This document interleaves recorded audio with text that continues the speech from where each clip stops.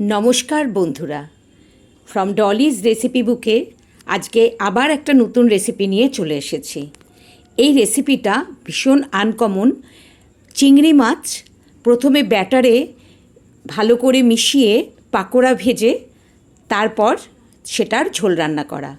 তার জন্যে আমি 10-12টা চিংড়ি এইভাবে থেতো করে নিচ্ছি। একটা কাঠের হামালদিস্তাতে এইভাবে আমি 10-12টা চিংড়ি থেতো করে নেব। সব সময় একই রকম রেসিপি খেতে খেতে কোনো সময় মুখ পাল্টাতে ইচ্ছা করে, তো সেই চিন্তাধারা থেকে আমি এইভাবে আজকে চিংড়ি মাছ রান্না করছি। এবার সব মাছগুলো থেতো করা হয়ে গেছে, এইভাবে আমি থেতো করে নিলাম। এখন এই মাছগুলোকে একটা ব্যাটার বানিয়ে তার সাথে মেশাবো। তার জন্য আমি এই যে স্পুনটা, এই স্পুনের 4 স্পুন বেসন নিয়ে নিচ্ছি। আর তার সাথে নেব রাইস ফ্লাওয়ার মানে চালের গুঁড়ো। এখানে আমি প্রথমে 4 স্পুন, এই স্পুনটার 4 স্পুন বেসন নিয়ে নিয়েছি। এইবার নিচ্ছি চালের গুঁড়ো বা রাইস ফ্লাওয়ার, এটা 2 স্পুন নিচ্ছি এই স্পুনটারই, কেননা রাইস ফ্লাওয়ারটা মেশালে বাইন্ডিংটা ভালো হবে। এবার 1/4 টিস্পুন আদা পেস্ট নিয়ে নিলাম। আর নারকেলের গুঁড়ো 1.5 চামচ মানে 1.5 টিস্পুন আমি নারকেলের গুঁড়ো নিয়ে নিলাম। আপনাদের কাছে নারকেলের গুঁড়ো না থাকলে আপনারা কুড়ানো নারকেল নিয়ে নেবেন। আর 1/4 টিস্পুন লবণ দিয়ে দিলাম, বা আপনারা আপনাদের স্বাদ মতো লবণ দিয়ে দেবেন। আর 1/4 টিস্পুন লঙ্কার গুঁড়ো দিয়ে দিলাম। এইবার এটা ভালো করে মিশিয়ে তারপরে এর মধ্যে জল দিয়ে দিচ্ছি। জল দিয়ে একটা ব্যাটার তৈরি করব। এখানে মোটামুটি 2 টেবিল স্পুন মতো জল আমি দিয়েছি। আর এবার ভালো করে এটাকে ফেটিয়ে ভালো করে মিশিয়ে তারপরে এই চিংড়ি মাছগুলো এর মধ্যে মিশিয়ে নেব এই ব্যাটারের মধ্যে। তো তার জন্যে আমি ভালো করে ব্যাটারটা ফেটিয়ে নিলাম। এবার এই চিংড়ি মাছগুলো ব্যাটারের মধ্যে ভালো করে মিশিয়ে নিচ্ছি, যাতে প্রত্যেকের গায়ে, প্রত্যেকটা মানে মাছের মধ্যে যেন এই ব্যাটারগুলো ভালো করে লেগে যায়। তারপরে এটা আমি পাকোড়া তৈরি করব। এইটা কিন্তু ঝোল না করে এরকম পাকোড়া তৈরি করেও ঘি আর কাঁচা লঙ্কা দিয়ে ভাত মেখে খুবই সুন্দর লাগবে খেতে। কিন্তু আমি এখানে ঝোল তৈরি করব। তার জন্যে কড়াইটা বসিয়ে দিলাম গ্যাসে, আর গ্যাস জ্বালিয়ে দিয়েছি। কড়াইও গরম হয়ে গেছে, তাই 3 টেবিল স্পুন সর্ষের তেল এর মধ্যে দিয়ে দিলাম। এবার তেলটা গরম হওয়া পর্যন্ত অপেক্ষা করব। তারপরে এখানে আমি পাকোড়াগুলো, চিংড়ি মাছের পাকোড়াগুলো আগে ভেজে নেব। তেল মোটামুটি গরম হয়ে এসেছে। এখন তেলটা ভালো করে কড়াইয়ে আমি লাগিয়ে দেব, ছড়িয়ে দেব, যাতে মানে পাকোড়া ভাজার সময় পাকোড়াগুলো কড়াইয়ের সাথে লেগে লেগে না যায়। এইবার তেল ভালো মতোই গরম হয়ে গেছে। আমি যে ব্যাটার তৈরি করে রেখেছি চিংড়ি মাছ দিয়ে, সেই পাকোড়াগুলো ছাড়ছি তেলে। এবার তেলে এগুলো ছেড়ে খুব ভালো করে লাল করে ভেজে নেব। গ্যাসের ফ্লেম কিন্তু মিডিয়ামে আছে, মিডিয়াম ফ্লেমেই এটা করতে হবে।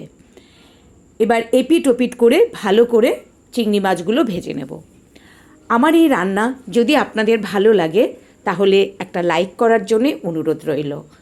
আর যদি এই রান্না ভালো লাগে তাহলে সাবস্ক্রাইব করার জন্যেও অনুরোধ রইল। সাবস্ক্রাইব করলে আপনারা আমার পরের যে রান্না সেগুলোর নোটিফিকেশান পেয়ে যাবেন। এবার আমি খুব ভালো করে লাল করে মুচমুচে করে বড়াগুলো ভেজে নেব। আমি কিন্তু আগেই বলেছি এই বড়া দিয়েও কিন্তু ভাত খাওয়া যায়, আর এই বড়াটা খুবই সুস্বাদু হয় খেতে। এবার বড়াগুলো আমি একটু উল্টে দেব, উল্টে দেখে নিচ্ছি এপাশটা কেমন হয়েছে। খুবই সুন্দর, একদম লাল করে ভাজা হয়ে গেছে। এবার এই পিঠটাও কিছুক্ষণ ভালো করে ভাজবো, যাতে এরকমই লাল হয়ে যায় ওই পিঠটাও। আর আমার অনুরোধ রইল আপনারা কমেন্ট করে যদি জানান যে রান্নাটা কেমন হয়েছে।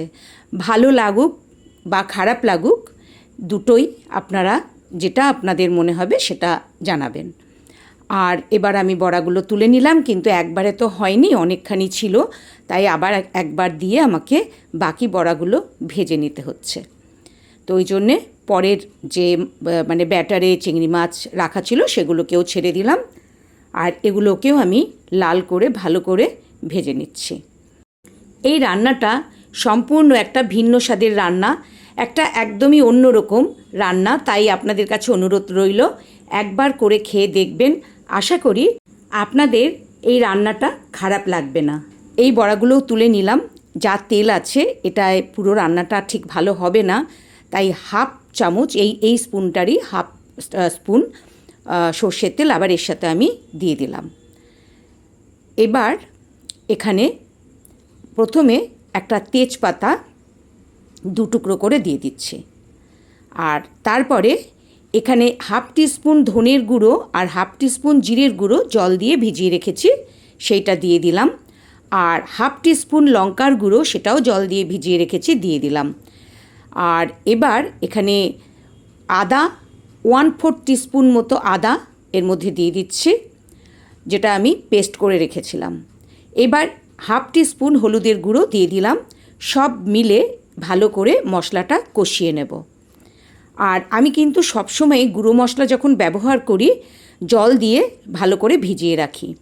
এইবার টমেটো কুচি, একটা ছোট টমেটো কুচি করে রেখেছিলাম, যখন মশলাটা পুরো কষানো হয়ে গেল তারপরে টমেটো দিলাম।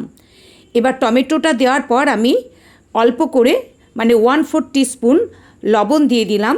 তাতে আমার এমনিও ঝোলে একটু লবণ দিতে হতো, আর টমেটোটাও এতে ভালো করে নরম হয়ে যাবে, কারণ নুন না দিলে কিন্তু কোনো সবজি গলতে চায় না। আর তাছাড়াও ঝোলে আমার অল্প লবণ দিতে হবে। এখানে আমি বেশি লবণ কিন্তু ব্যবহার করিনি, কারণ এখানে কোনো সবজি নেই। এবার এই বাটিটার 1 বাটি জল দিয়ে দিলাম। ফুটে ওঠা পর্যন্ত ঝোলটা অপেক্ষা করব, তারপরে মাছের যে বড়াগুলো করে রেখেছি বা পাকোড়া, চিংড়ি পাকোড়া, সেটা এর মধ্যে দিয়ে দেব। ঝোল মোটামুটি ফুটে উঠেছে। এবার আমি এর মধ্যে পাকোড়াগুলো দিয়ে দিচ্ছি, দিয়ে তারপরে ফুটতে দেব কিছুক্ষণ। এই রান্নাটা কিন্তু আমি কোনো ঢাকা দেব না, কারণ এখানে কোনো সবজি নেই। আর নুনটাও কিন্তু খুব বুঝে দিতে হবে।